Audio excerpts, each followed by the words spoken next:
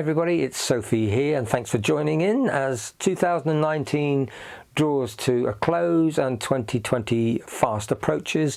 I thought it'd be a great opportunity to sit down and reflect really a little bit on the internet, because I believe 2020 marks the 40th anniversary of the World Wide Web and how things have changed over those 40 years for us as individuals, for the cross-dressing community, for the transsexual community, for the world as a whole, really. And also a little bit of a look at this little thing here, our mobile phones and applications, and my little bugbear with some of the applications, which I'll go into in a minute. But what I want to do is really have an self-indulgence and a little walk down memory lane. So I hope you're going to bear with me for a minute or two. I was trying to think what the world was really like before the internet opened itself up. I was living in London for the early part of my late teens and early sort of 20s, really. And although it's just, the capital of the UK, and you'd think lots of things were going on, it was very difficult to find out anything about the sort of trans world, really, until one day I came across a publication that was called, I believe it was entitled at the time, The Transvestite's Guide to London.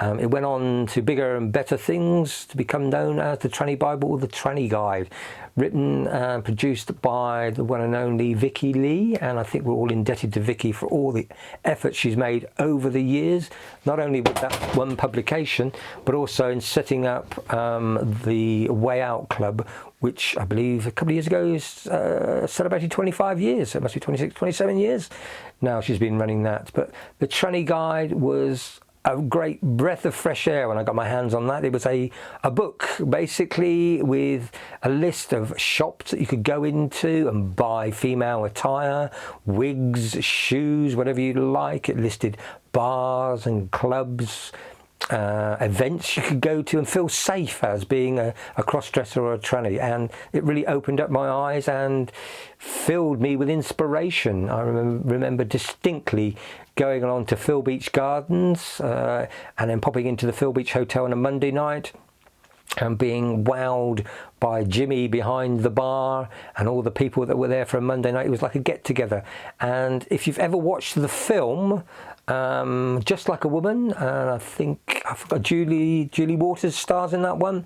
It's based on a true story, believe it or not, although it's been Hollywoodized a little bit. I believe that the bar and the little club atmosphere there was really set on the Philbeach Gardens, the Philbeach Hotel. So that's quite interesting. When I saw that when it first came out, that sort of brought back a little bit of nostalgia.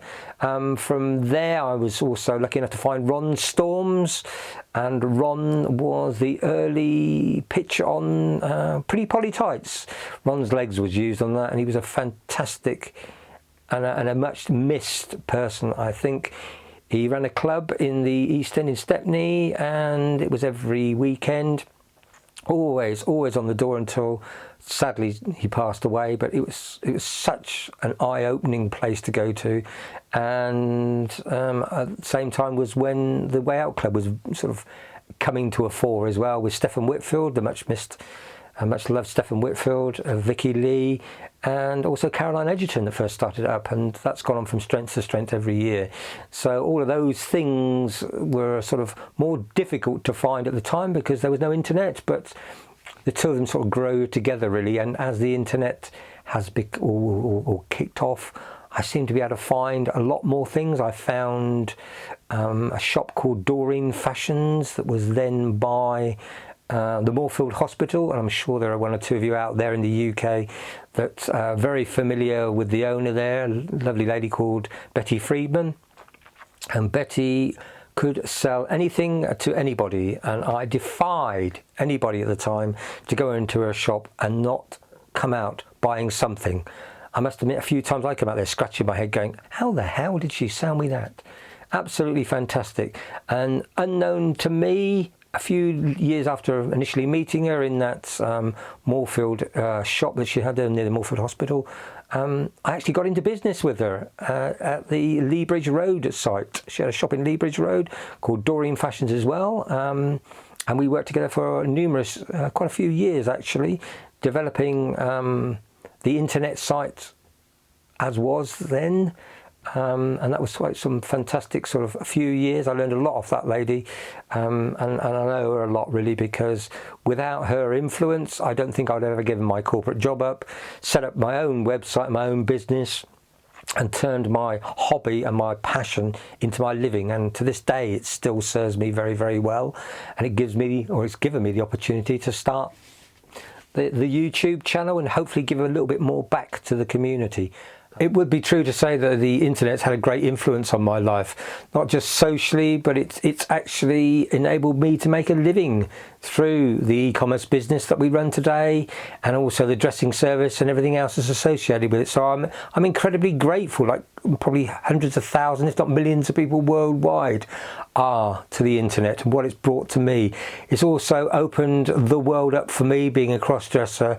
It means that I can contact with people very readily, and I've noticed certainly over the last 5 or 10 years a lot of trans related everyday portals where you can contact people quite readily. A good one being TV Chicks. It's a UK based one, but it serves the world. It's a good community service sort of portal. It enables you to contact people, know what's going on both locally, nationally and internationally, and I've met and made a lot of good friends through that particular portal. I also believe that Facebook is a good method really of communicating with people. So the internet on the whole, I believe, has had a very positive influence on my life, and I'm sure it has on yours as well in many occasions.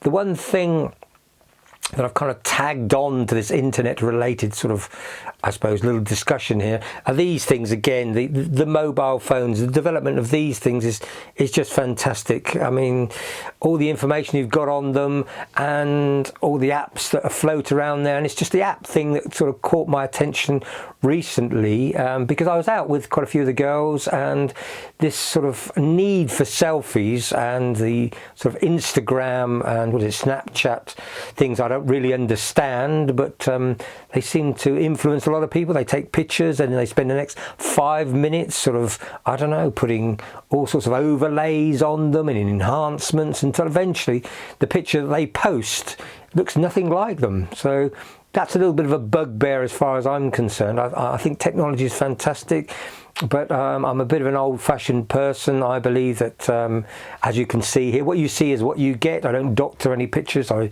don't play around much with the lighting on these, because I like to present a earthly sort of real image of myself.